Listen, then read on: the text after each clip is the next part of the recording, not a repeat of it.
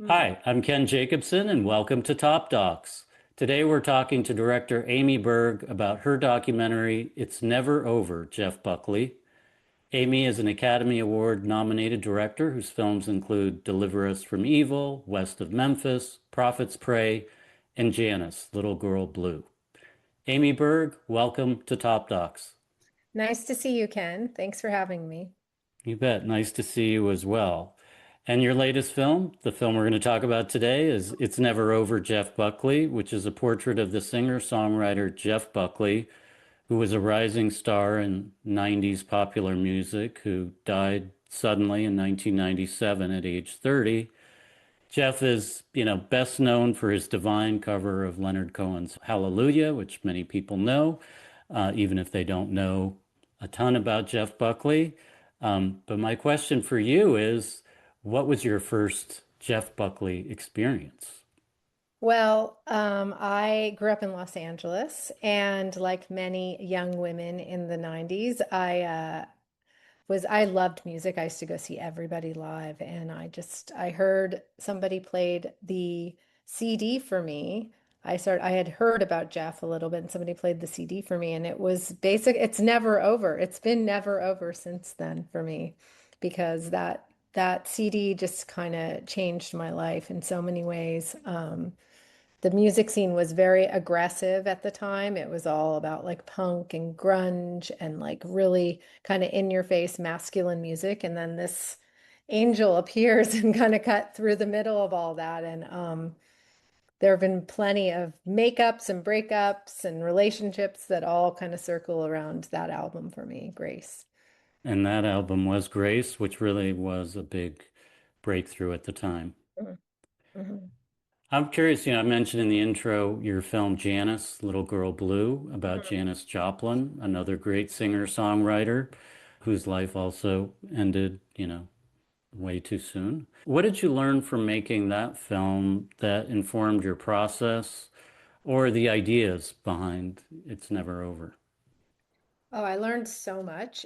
I learned that it's very difficult to make a music film, and you have to really be all in because it's a long process. It's expensive. You have to license, you find material that might be very precious to a person, and so it costs a little bit more than like a regular documentary. The main thing I think I learned on Janis that I implored on this film is that I felt very beholden to the artists that I was telling their story, both Janice and Jeff, and I just wanted to find like their voice and be true to them. How did you sort of activate that ethos?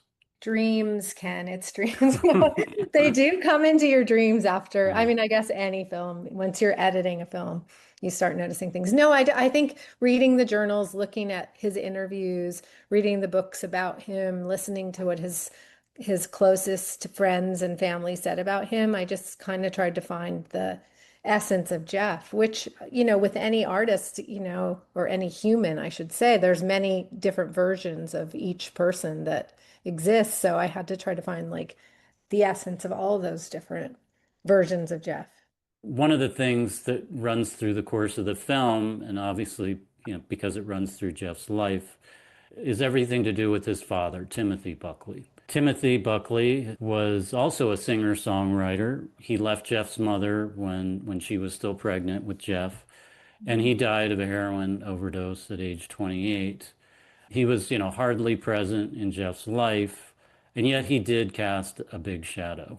And therefore, there were a lot of expectations put on Jeff because of his father, Mhm. um, who I guess we would say, had kind of a cult following. I mean, he certainly had, people who loved his music and his voice.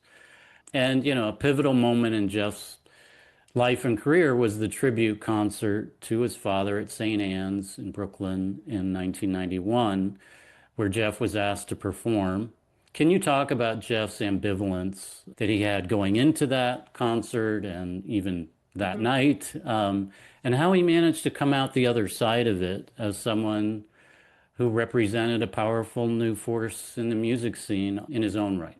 It's just such a quandary for Jeff because he's He really has this talent. I mean, he could play El Demiado songs after hearing them once and playing the most complicated guitar parts. And he had this angelic voice. But to be compared to a person that you've only met once in your life, your father, and be considered like the legacy of a person that you didn't know who abandoned you is such a tricky thing for any young man to deal with. That connection was difficult for him. Even in his early journals, he didn't want to be a singer. He wanted to just play guitar because he didn't want to be like, I guess he didn't want to be in his father's shadow. And you say when he eventually came out the other side. I mean, I think that it was always a sticking point for him. I think he felt the curse of his dad having an untimely young death, and he felt probably like neglect, a lot of neglect and abandonment, like I said earlier. So I think it was just difficult for him. So when he did get that call to play at St. Anne's, yeah, I think having his New York launch be in a room full of fans of his father was very difficult for him. But on top of that, he sang a song, I Never Asked to Be Your Mountain, which is literally written about abandoning his mother. And so it's so painful. But he found beauty in the pain. And I think that's why we love Jeff so much, is he found the beauty. And he wore it on his sleeve as a person and as a performer. Hmm. Yeah, he sure did. You mentioned, he wanted to be a guitarist at one point, and he was a very, very good guitar player. He also primarily at some point saw himself as a songwriter or storyteller, and he talks about that. But, it is his voice, probably more than anything, that affected people so deeply. He could hit high notes, he could bend notes, he could Mhm. change vocal registers seamlessly and pretty much instantaneously. And he's got soul, so he's got all of it, which is so rare. Can you talk about Jeff's special qualities as a singer? Yeah, I mean, his voice was one of his instruments. And I think the best anecdote I could give you from making this film is when I interviewed Carl Berger, who is a famous composer in New York. I'm sorry, I should say he passed last year, so he was a famous composer, New York based. And Jeff, in 1994, when he was making Grace, decided he wanted to bring in strings on his album. This was like something that was not done at the time. And Carl, when I interviewed him, said that the notes would get so high, and as he would go up, his voice would just get stronger. And he wanted to have way more time than he did with Jeff making the album because he said we didn't even tap into what we could have tapped into, but he had a 4 octave range and it was extraordinary. Most singers marvel at his range. He had such a beautiful voice. It didn't have a masculine bent to it. It was just very open. This podcast is supported by Netflix, presenting Will and Harper, nominated for 5 Emmy Awards, including Outstanding Documentary Special, Directing, Editing, Cinematography, and the original song Harper and Will Go West, performed by Kristen Wiig. USA Today's Patrick Ryan calls it a joyous and life-affirming documentary that is profoundly moving. Will and Harper for your Emmy consideration, now on Netflix. As you mentioned, it ran very counter, I think, to where Mhm. music was at the time. Yes, aggressive male 90s music. Yep. And imagery. Exactly. When Jeff's asked about his musical influences, he responds love, anger, depression, joy, and Zeppelin. Yes. Great answer. And that's another thing about him, and it's you do such a good job with this in the film, is clearly he gave great interviews. I mean, and the reluctance is part of what makes them so great, because even as he's talking to these interviewers, he's questioning the whole process. It feels very, Bob Dylan in the 60s to me. Yeah, it's a very good point. That's a good comparison. He didn't blend the private public kind of basically intersection he was at so well, and he didn't understand it, as you said. And I think that he was He was kind of comfortable with being a music snob though, so he liked to talk about that kind of stuff, but yeah, there was a limit to it.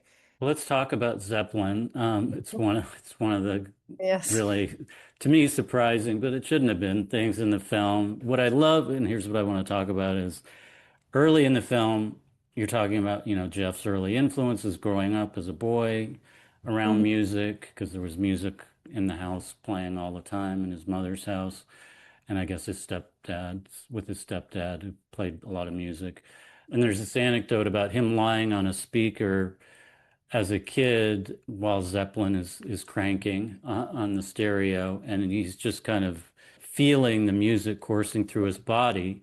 And then much later in the film, there's this incredible story that Ben Harper tells about how even without telling people what they're gonna see, Mhm. can you tell me, was it just happenstance that you found that footage from that concert in 1995? I mean, that was the craziest thing in the entire archive process that there was actually a hot air balloon present that we were able to locate the footage. That's a kudos to Lisa Savage, our archive producer. I mean, it was a very exciting day when we saw that. But I like that story so much because Ben Harper, I met Ben in 2011 in Arkansas. We were both there because I was making the film West of Memphis, and he was there performing at a tribute concert for the West Memphis Three. And he told me that story, which is in the film. And that has been one of the driving force, like anecdotes about Jeff's life that I could not wait to tell because it is so directly connected to his childhood and it's so directly connected to like the experience of needing to get inside the music. And it was a thread in the film that really worked narratively and visually. Yeah, it sure does, and I'm sure now people have to go and watch the Yeah. film, and that find is one of the great archival finds of the year for sure. Mhm, for sure. So let's talk about some of the women in Jeff's life. The three main women in the film who are interviewed here are his mom, Mary Guibert, and two of his girlfriends, Rebecca Moore and Joan Wasser. Mhm, It's, I think, a significant fact that, these three women carry so much of this story mhm, and are the ones who I think maybe bring us the closest to who Jeff was as a person. I mean, there's lots of insightful interviews, former bandmates, friends, etc. But those three, in my mind, really get us so close to Jeff, knowing Jeff, who he was. Joan Wasser describes Jeff as a staunch defender of women, but he also, struggled with his relationships with women. I got the official green light in 2019 that I could make this film. And the language around feminism at the time was it was amplified because of the whole Women's March and Trump's election and everything that was going on in that moment. And so I was just really pleasantly surprised in the language that Jeff was using in the 90s because it was so similar to what we were experiencing in the country. And I think being raised by a single mother and his grandmother was also very strong and he was around strong women his whole life and revered them. So I think that that showed. And I think, that kind of drove a lot of his choices. They have a storage unit where all of his material lives and just like the literature he was reading, the music he was listening to, there was just so much of that with strong women and a really broad sense of the world that he possessed. He also struggles with who he is as a man. His friend Tammy Schaus described how, there was a period where he was very, very upset, and he Mhm. said, I don't know how to be a man. Right. I think some of that has to do with just his age. He put so much pressure on himself, especially after his breakup with Rebecca, that I think it just kind of like tainted his view of himself. And that's one of the saddest parts of this story is that he didn't just, he could have gotten there. I think Joan has a lot to say about that and just how young they were. Right, Yeah. right, right.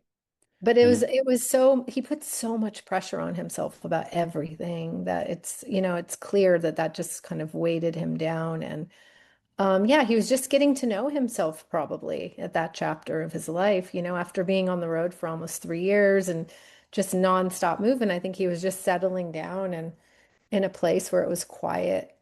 And he had Tammy, who was such a great female figure in his life. He was very close with her for those last few months. He was also close with his mother, Mary, Mhm. and she plays a big role in this film Mhm. and has played a big role in kind of preserving his archive and making sure that his music is still known today. And can you talk about working with Mary on the film, shooting with her, and just what that Mhm. was like? Yeah, I mean, just to give you some context, I started reaching out to Mary like 15 years ago. I really, really wanted to tell this story. Mm. After I made my first film, Deliver Us from Evil, I was trying to decide if I wanted to stay in the like documentary lane. And this film was the driving force for my entire career. So I have reached out to her multiple times in the decade before she said yes. And when she said yes, we knew each other a bit, like she trusted me, she had shared things from the archive with me, the answering machine messages being one of them that just, you brought up a reference to Janis earlier. And there was one piece of archive that drove me to that film as well. It was the telegram that she did not receive. And for me, this voicemail said everything. I mean, I'm the mother of a son, and it's just so moving that he was able to articulate himself and that she saved those messages. So This is really one of the, I think, great mother-son stories. It just is. it's And complicated to y- be a single mother of a son, yeah, It's complicated. Yeah. yeah. And I do want to talk about that voicemail message, but not till the end. Mhm. For a lot of folks, they may only know one thing about Jeff Buckley, and they may not even know the name Jeff Buckley or associate the name with this song. But what that song is his cover version of Hallelujah, Leonard Cohen's monumental song. And Jeff's version was hugely popular. Billions of people have downloaded it, listened to it, streamed it. Can you talk about the choices you made as director about how you wanted to feature Jeff's interpretation of the song and what you were trying to achieve with that? It's a good question. I mean, for me, Hallelujah, his version is amazing. You can feel every single inch of that song, but his music was so much more to me.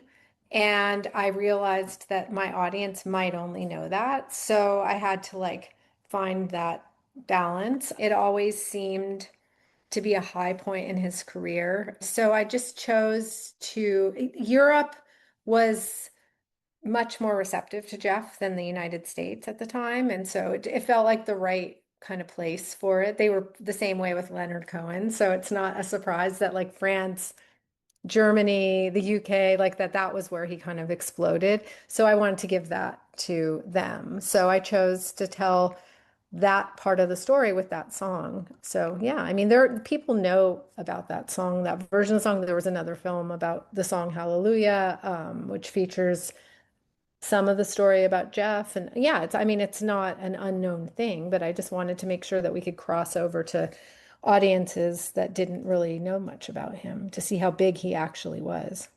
Yeah, I love that it's sort of thrown to us by these French Mhm. music Yeah. TV show hosts. Um, Hallelujah. exactly.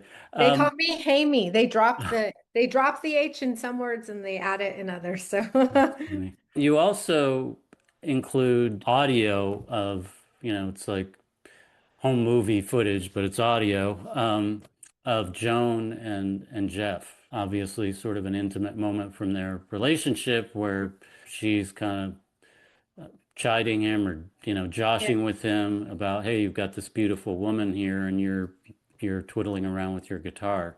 That's used under the song as well.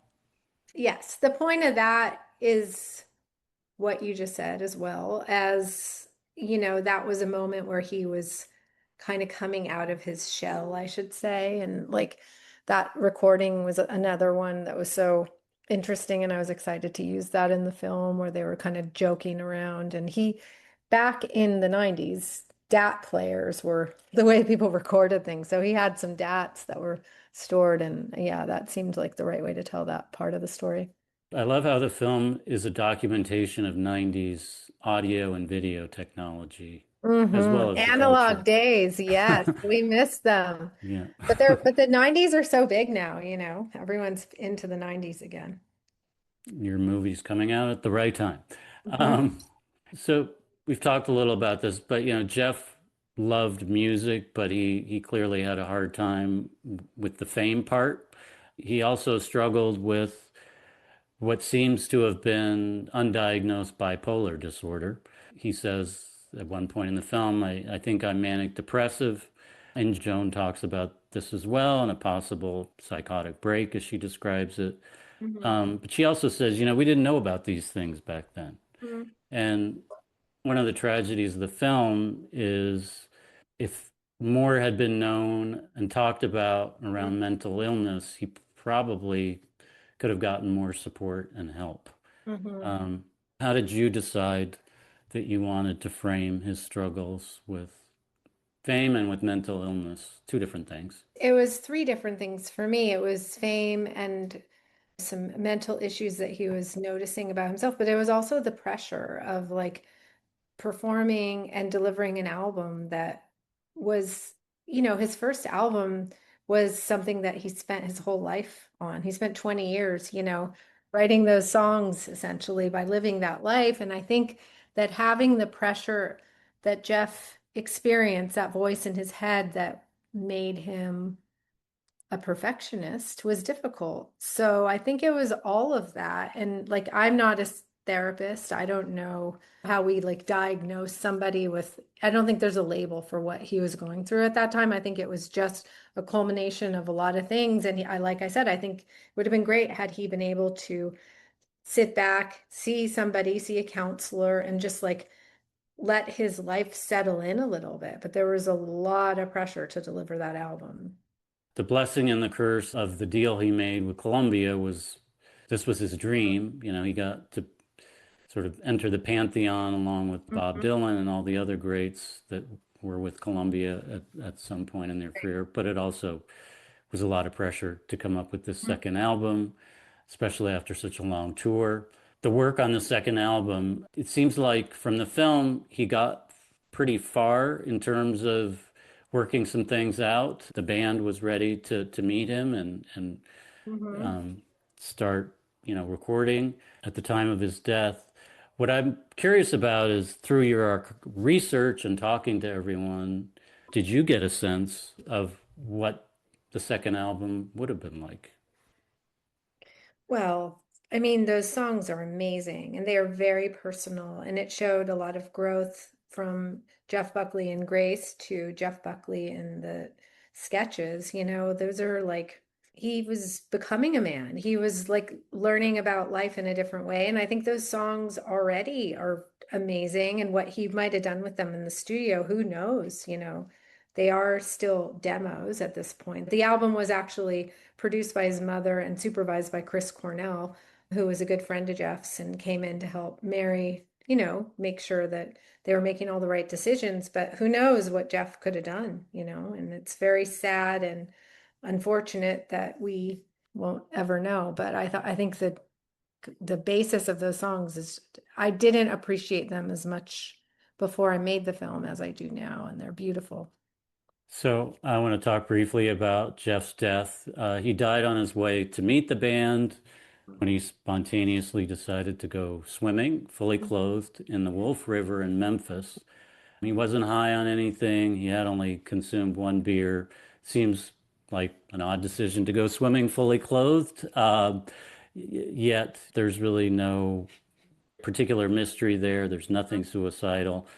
However, it seems like his death, because it was another tragic death of a young musical prodigy, has gotten kind of wrapped up with the suicides and overdoses of others, including his father. How did you decide how you wanted to confront the legacy of his death and also just sort of tell that story? Well, Jeff was impulsive, and I thought that was like I think that comes through in the film. You know, there are a lot of examples of it. Some didn't make the film, but a lot of them did, or a few of them did, I should say. So I think that that impulsiveness made it a perfect storm, I guess. It's like he was so excited. He was like, he hadn't been sleeping much that week. He was so excited about his band coming. It's just the irony that the plane was like hitting the ground at the point when he chose to go swimming is, it's horrible, but it's ironic. It took a while. There were a lot of different versions, but I think this is where we landed and it's honest. I actually appreciated the diagram about the river and just the undertow. It was just gave you a sense of like this was unbeknownst to him, this was Mhm. a very challenging river to impulsively decide to go swimming in. Right. So we talked about the voicemail message. Can I ask you about that? Mhm. Because it is a bit of a spoiler alert. So I won't quote extensively from it, but it is an extraordinary voicemail message from Jeff to his mother. It comes after a scene in which there was another voicemail or a conversation in which he chides her for, kind of being impulsive herself or immature, Mhm. and they have a falling out. But in this voicemail, it's kind of a combination pep talk, attempt to make up for this earlier fight, and an expression of deep gratitude of a son for his mother. Mhm. It's also a quintessential example of Jeff Buckley's storytelling abilities, I Mhm. think. Mhm. Yeah. Yeah. Yeah, it was, God, it made me cry many times. It's a beautiful message, and I say there's not much to say except you'll see it in the film, and it might Yeah. make you cry too. It's beautiful. His ability to express is what made him so great. Being there while you're playing the message for Mary and we get to see and hear her reaction. Hmm. I mean, she's laughing, she's crying, she's doing both at the same time. Hmm. After trying for so many years to get this film made, 15 plus years, and finally being in the room with her and recording that scene, what was that like? I mean, there was not a dry eye in the room, so it was very intense. It was like hard to breathe in that moment. Well, it may never be over Jeff Buckley, but the film has to end, and it does make for the perfect ending. Last question is, what was the Jeff Buckley song that you listened to the most while you were making the film? Oh, I switch off, right? Like it just depends. There wasn't like one song. I love Grace. I love Lover, You Should Have Come Over. I love all of his music. I love the song Vancouver, which is why it's the end credit from his second album. And I Shall Be Released. That one just kills me. The Bob Dylan cover just kills me every time. So there's a few answers for you. Yeah. Mhm. Obviously, you're a fan. Huge fan. Yeah. I mean, I'll probably take a little break after this rollout because I'm like, in it every day. But yeah, I'm a huge fan. I'll always be a fan of Jeff. Well, that really comes through in the film, and I want to just, thank you for making it, for giving new generations of people the opportunity to get to know who he was as a person as well as his music. And I think at one point he says, basically my music will live on, but no one will know me. But I think to some extent you've actually proven Jeff wrong here. Good. Yeah. Thank you. I appreciate it. Well, thank you so much, Amy, and congratulations again on the film. All right. Take care. You too. Okay. Bye-bye. Bye-bye. Thanks. Do you have a hidden gem, a documentary that you've seen in the past or maybe more recently that you think doesn't quite get the attention it deserves? I would have to say the documentary The Cruise by Bennett Miller is one of my favorites of all time. It's about Speed Levitch, I think it was Big Apple walking tours where he goes around the city. It's not walking tours, it's actually a bus tour, but he goes around New York and talks about the buildings in this way that is just incredible and it's beautifully shot. Really interesting story. Thank you and love the pick. I think it's one of the 20 DVDs that I still own. Oh, cool. All right, then we're in line. We definitely are.